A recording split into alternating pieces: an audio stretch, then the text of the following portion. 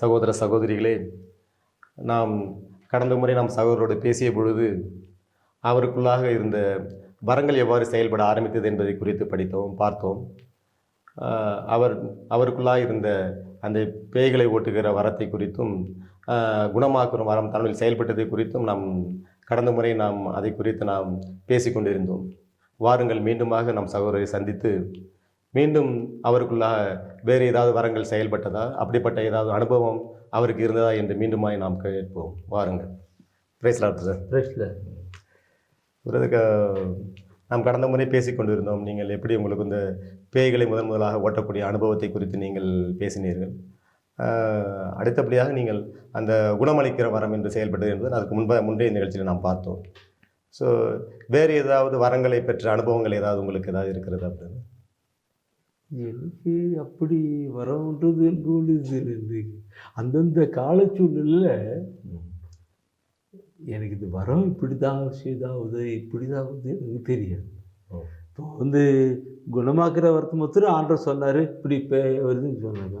அடுத்து பஸ்ஸில் போகும்போது இருக்கும், அப்போது பேய்கள் வர்றதுனால அதுக்கு பிற்பாடு நிறைய கடல் பேய்களை ஓட்டுகிற தீயாளி ஓட்டுகிற வரி கொடுத்துருக்கிறாரு. அப்புறம் பேய்கள்லாம் ஓட்டுறதுக்கு அதில் அவர் வருவேன். இப்போ இந்த பேய்களை ஓட்டுறதுக்குள்ள வரத்துக்கோ இல்லை குணமளிக்கிறதோ நீங்கள் நீங்கள் ஆண்டவர்கிட்ட ஜெபம் பண்ணலை, சாதாரணமாக ஜெபம் பண்ணிட்டு இருந்தீங்க, அப்படி தானே பிரதர்? இல்லை வரத்துக்கான ஆண்டவருக்காக அர்ப்பணிக்கிட்டு பாட்டுக்கு, ஆண்டவரே என்னை பயன்படுத்துங்க அப்பா, ஊழியத்துக்காக வந்துட்டேன், என்னை பயன்படுத்தி என்ன கொடுப்பீங்களேன்னு சொல்லிட்டு, அப்போது ஒவ்வொரு குணமாக்கிற வார்த்தை கொடுத்துட்டாரு. எல்லாம் இப்படி அந்த பேய்களை இருக்கும். சில பேர் நிறைய அர்த்தம் நடந்துட்டுருக்கும், இது நடந்துருக்கோம்.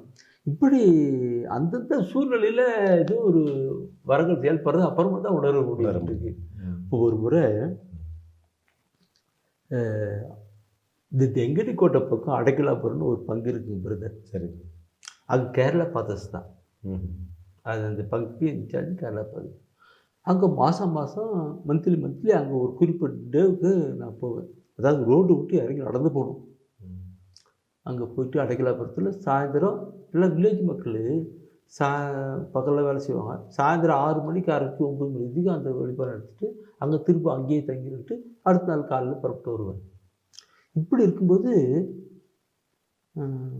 அன்றைக்கி ஒரு நாள் போயிட்டு ப்ரோக்ராம் நடத்தியாச்சு. நைட்டு அங்கேயே பாதிரார் உள்ளே இறங்க தங்கிட்டு நான் காலையில் புறப்படுறதுக்கு ரெடி ஆகிட்டுருக்குறேன். அந்த பாதிரம் கேரளா போகிறதுக்கு ரெடி ஆகிடுறாங்க.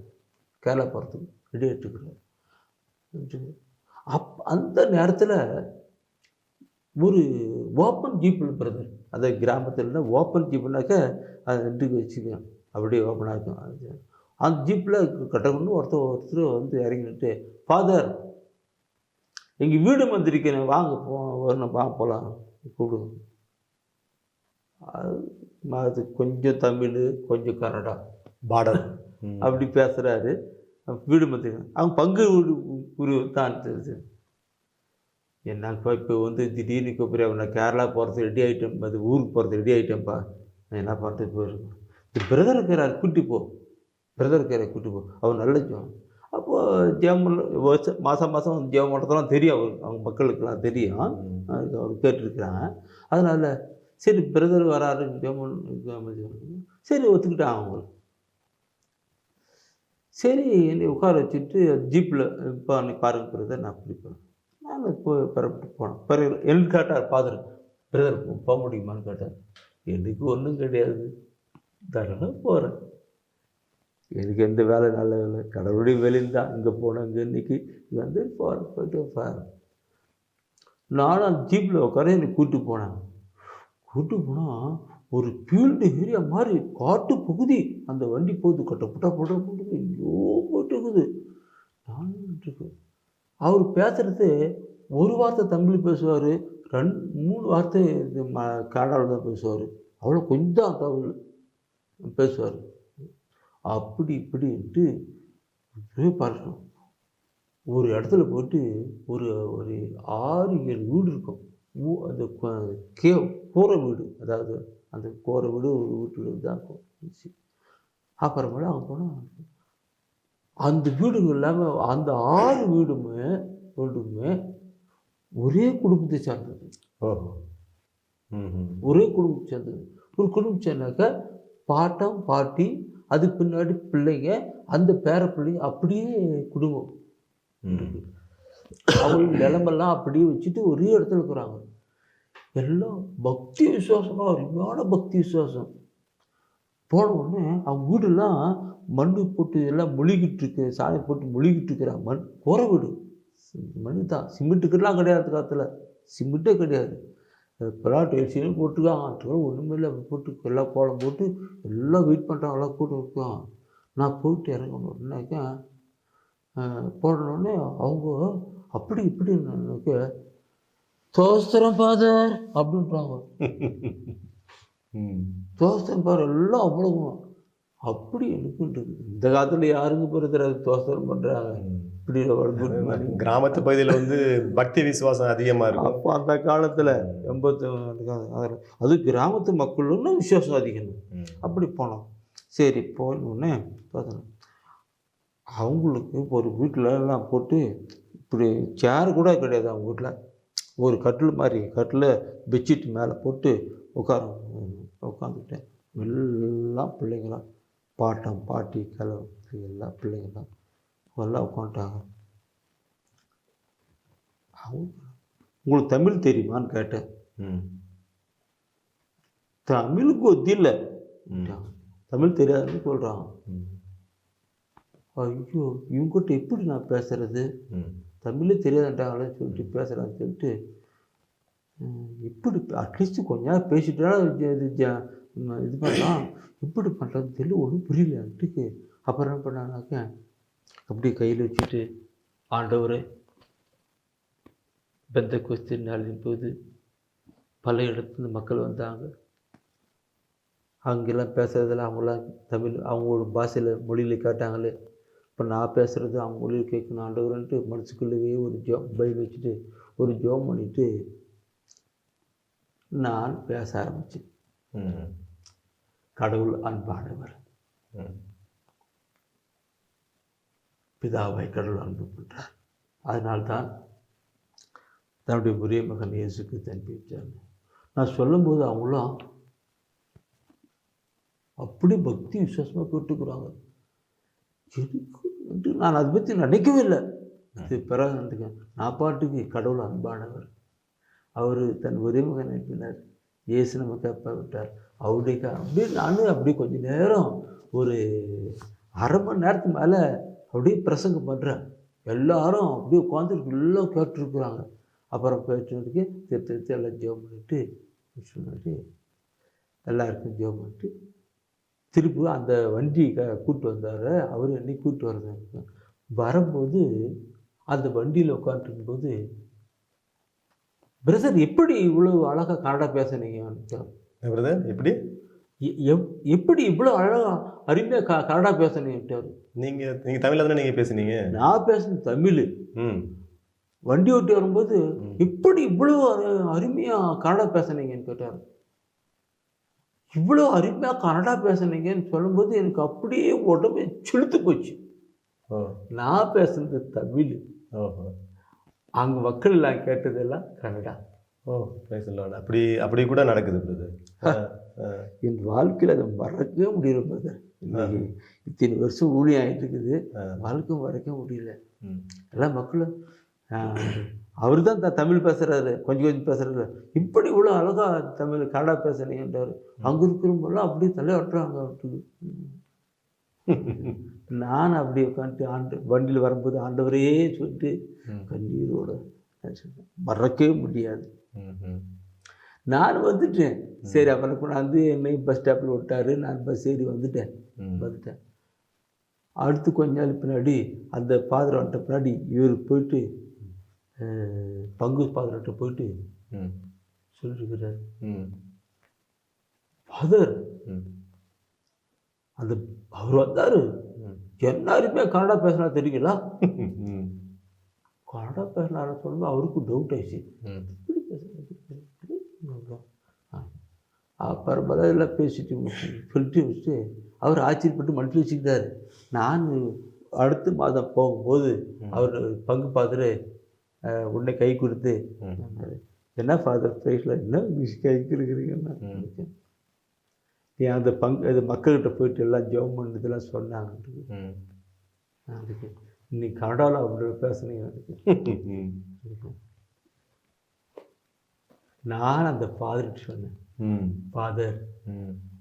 நடந்த நிகழ்வு இப்படித்தான். நான் கேட்டேன், உங்களுக்கு தமிழ் தெரியுமான்னு கேட்டேன். ம். தெரியாதுன்னு சொன்னாங்க. ம். நான் உட்காந்து ஜெபம் பண்ணிட்டு ஆண்டவரேன்னு சொல்லி இப்போ கொடுத்து ஜெபம் பண்ணிட்டு பேசினேன்.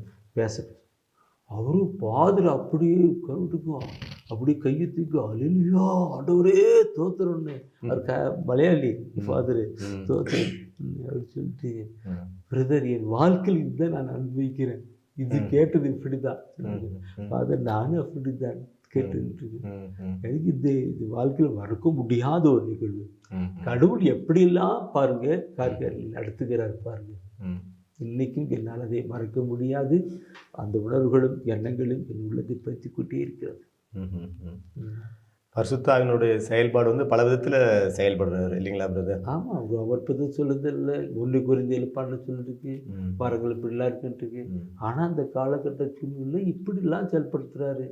நோயாக்கிற குடும்பம் பேய்களை ஒட்டணும், அங்கே அப்படி தான் இப்படியெல்லாம் ஒவ்வொரு காரியம் செஞ்சுட்டு தான் இருக்கிறார். நம்ம திருச்சபையில் வந்து இந்த பரவச பேச்சு முதல்ல அந்நிய பாஷைன்னு சொல்லுவாங்க. இப்போ இந்த பரவச பேச்சுன்னு சொல்லிட்டு புதுசாக மொழிபெயர்த்துருங்க. இந்த பரவச பேச்சை குறித்தும் அதோட மொழிபெயர் குறித்தும் இந்த பல விதமான வரங்கள் வந்து 1 கொரிந்தியர் 12 இருக்குல்ல, அது குறித்து இன்னும் ஒரு மக்கள் மத்தியில் வந்து இன்னும் ஒரு தெளிவான ஒரு விழிப்புணர்வு இல்லை பிரதர் நமக்கு வந்து. ஆமாம், ஒன்றும் மக்களுக்கு வந்து பைபிள்லாம் பார்ப்போம்னாக்க திருத்துவர் பணியில் 2ஆம் அதிகாரத்தில் 17-18 யோவேல் இயற்கை சொன்னது வார்த்தை சொல்லிட்டு இருக்கிறாங்க. இறுதி நாட்டில் மாந்தர் யாவரும் என் ஆவியை புலிவேன், உன் புதலவப்பது இரவாக குறைப்பார்கள், இளைஞர்கள் காட்சிகளை காண்பார், முதிர் கனவுகளை அப்படிலாம் சொல்லப்பட்டிருக்குது. ஆனாலும் கூட நம்ம இன்னும் நம்முடைய மேலே கடந்து வரல. ஆனாலும் எல்லாம் கொஞ்சம் கடந்து வரல. ஆனாலும் சில அது அவ்வளோ இல்லைன்னு சொல்ல முடியாது, இருக்குது. ஆனால் அவனுக்கு அதிகமாக கொண்டு வர முடியல. சாதாரணமாக நம்ம வந்து நம்மளுடைய ஆலயத்தில் வந்து புதுமை வாங்குறதுக்காக வந்து நம்ம கேட்டிஸை நம்ம வந்து படிக்கிறோம் நம்ம. ஸோ அதுக்கப்புறம் வந்து நம்ம அந்த இந்த உறுதி பூசல் பெறத்துக்காக வந்து இப்படிப்பட்ட அந்த பரிசுத்தமான வரங்களை குறித்து எல்லாம் வந்து நல்ல விதமாக வந்து ஒரு மக்களுக்கு இன்னும் நல்லா தெரிவித்து இன்னும் நல்ல விதமாக அவங்களுக்கு சொல்லிக் கொடுத்து இன்னும் உறுதி பூசல் பெறச்சதுக்கு வந்து ஒரு நல்ல ஒரு அவங்களை தயார் பண்ணி அவங்க உறுதி பூசல் பெறச்சு தான் வந்து அந்த உறுதி பூசல் பெற நேரத்திலே வந்து அவங்களுக்கு வந்து பரிசுத்தனுடைய வரங்கள் வல்லமையெல்லாம் செயல்படுறதுக்கு ஒரு வாய்ப்பு அமையும் இல்லையா பிரதர்? நம்ம அந்த அதாவது உறுதி பூசல் பார்க்கும்போது நமக்கு இது குழந்தையில ஞானஸ்தானம் கொடுக்குற பொழுது அங்கே கொடுக்கப்படுகிற வார்த்தை தான் புதுப்பித்தல். அந்த அதாவது வெண்ணாடை கொடுத்து என் நிலவட்டுக்கு தூயாய் பெற்றுக்கொள்ளு சொல்லுவாங்க. இது கொடுக்கப்பட்டதை உறுதிப்படுத்த தான் உறுதி புஸ்தல். ஆனால் அந்த உறுதி புஸ்தல் அந்த பரிசுத்தை பெற்றுக்கொண்ட உறுதி புஸ்தலை கொண்டு வந்து அப்படி கொண்டு போகலை. ஏதோ நிலையில் போயிட்டு இருக்கிறாங்க. இன்னும் கூட வளரணும். நம்ம அந்த உறுதி புஸ்தலுக்கு முன்னாடி வந்து நம்ம வந்து இந்த பரிசுத்தனுடைய கனிகளை குறித்தும் வரங்களை குறித்தும் வல்லமையை குறித்தும் அந்த ஒரு ஸ்டேஜில் வந்து மக்களுக்கு வந்து நல்ல ஒரு விழிப்புணர்வு கொடுத்தோம்னா எதிர்கால சந்ததி வந்து ஆண்டவரை குறித்து அதிகமாக அறியறதுக்குள்ள ஒரு வாய்ப்பு அதிகத்தையும். இப்போ இதில் வந்து பார்க்கணாக்க பங்குல மறை மாவட்டம், இப்போ தருமபுரி மறை மாவட்டத்தில் கூட இருக்கும். இப்போ நற்செய்தி பண்ணாங்க. அவர் யாரெல்லாம் ஆர்வமாக்குறாங்களோ அவங்கள கொண்டு வந்து செட்டப் பண்ணிக்கிறதால அவங்களுக்கு கற்றுக் கொடுக்குறது செலவு. இப்போ நான் கூட வழிபாட்டு கூட்டத்தில் சில ஆர்வமாக வராங்க. நிறைய மக்கள் நிறைய இருக்கு, ஆனால் கூட ஆர்வமாக வராங்க. அவங்க ஆர்வமாக வரவங்களுக்கு இந்த பைபிளில் எப்படிலாம் சொல்லப்பட்டிருக்கு அவங்களாம் வசனம்லாம் சொல்லிட்டு அவங்க சில பேர் கேட்பாங்க, ஒரு கேள்வி கேட்பாங்க, அப்படியா இதுக்கு இப்படி தான் கருத்துக்கள் பைபிள் சொல்லப்பட்டு இருந்தாலும் இப்படி போட்டு சொல்லி போயிட்டே அது அப்போது ஒரு கேட்குற கேள்வி அநேக இருக்காது. அது மைன் ஆகிட்டு அது லிஃப்ட் ஆகிட்டு வளர்ந்து போகிற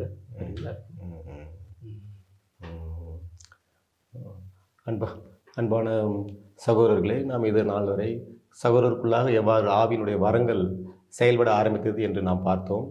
அவர் குணமாக்கும் வரத்தையும் பேய்களை ஓட்டும் வரத்தையும் அதை இப்பொழுது ஆண்டவரை விசுவசிப்பவர்களுக்கு அயல் மொழிகளில் பேசுவார்கள் என்ற அந்த அனுபவத்தையும் நாம் குறித்து நாம் பார்த்தோம். இப்படிப்பட்ட அனுபவங்கள் அதில் மற்ற மார்க் 16-18 சொல்லியிருக்கிறபடியாக இப்படிப்பட்ட அடையாளங்களுடைய அந்த கடவுளுடைய அனுபவத்தை நாம் ஒவ்வொருவரும் பெற வேண்டிய ஒரு அவசியத்திலே நாம் இந்த ஒரு அனுபவத்தை நாம் பெற்று மகிழ்வது ஆண்டவருடைய சித்தமாக இருக்கிறது. ஸோ இதை குறித்து நாம் ஒவ்வொருவரும் அதிகமாக சிந்தித்து செயல்பட நாங்கள் உங்களை அழைக்கின்றோம். Praise Lord brother.